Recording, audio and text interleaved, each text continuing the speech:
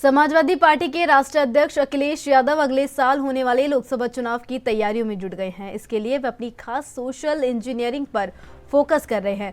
दरअसल लोकसभा चुनाव की सियासी तपिश लगातार बढ़ रही है। इस सियासी तपिश को देखते हुए राजधानी लखनऊ में सपा प्रमुख अखिलेश यादव ने अपनी पीएफ फॉर्मूले यानी पिछड़े, दलित और अल्पसंख्यक के जरिए नई सोशल इंजीनियरिंग बनाने में सहयोग के लिए कश्यप, माला बीना, निषाद समाज के प्रतिनिधियों की एक बड़ी बैठक बुलाई। बैठक का मतलब साफ था कि जातीय जनगणना को सियासी धार देने की रणनीति पर चर्चा। बैठक के बाद समाजवादी पार्टी के राष्ट्रीय अध्यक्ष अखिलेश यादव ने अपने बयानों में भारतीय जनता पार्टी को घेरने की कोशिश की और कहा कि बीजेपी की सरकार ने पिछड़े, दलित और अल्पसंख्यक मुसलमान भाइयों के साथ धोखा किया है। जातीय जनगणना कोई नई बात नहीं है। देश की सभी पार्टियां चाहती है कि कास्ट सेंस हो।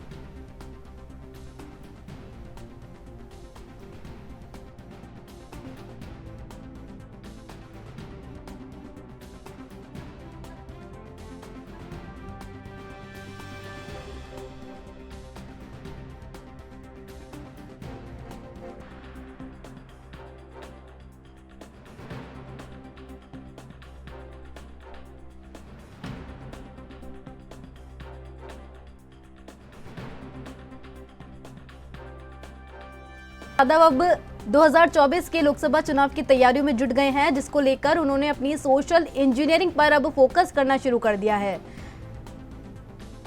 जिसको लेकर आज उन्होंने एक महत्वपूर्ण बैठक ली, जिसके अंदर उन्होंने दलित, पिछड़ा वर्ग और अल्पसंख्यकों को अपना एजेंडा बनाया है।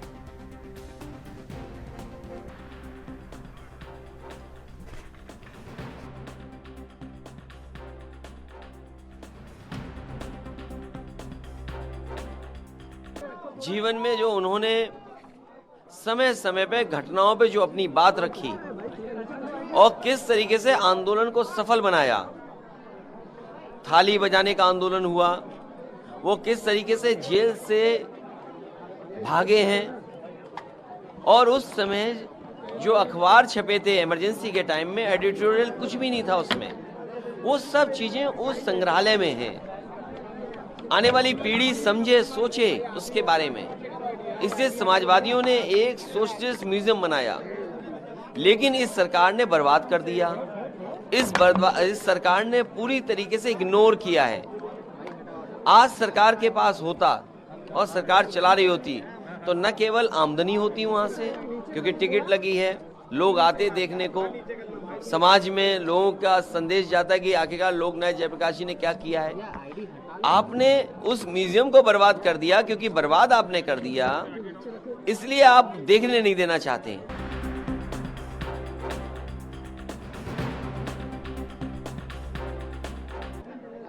बड़े भरोसे के साथ और वर्ल्ड क्लास एक सपना देखा था कि म्यूजियम बने, इसलिए बनाया था। ये सरकार सबके सपने तोड़ती है, ये सपने तोड़ने वाली सरकार है। तो आखिरकार उन्होंने ताला क्यों लगवाया, टीन शेड एक दिन पहले क्यों लगवाई और अधिकारियों को निर्देश क्यों दिए कि कोई भी समाजवादी पार्टी का वहां नहीं जा सकता। जेपी को याद करके जिन्होंने हमें लाल टोपी दी, इसीलिए मैं उस बाउंड्री पर चढ़ करके गया। अगर जेपी के लिए ये करना पड़ा तो क्या किया हमने? कुछ भी नहीं किया। उनका योगदान बहुत बड़ा है।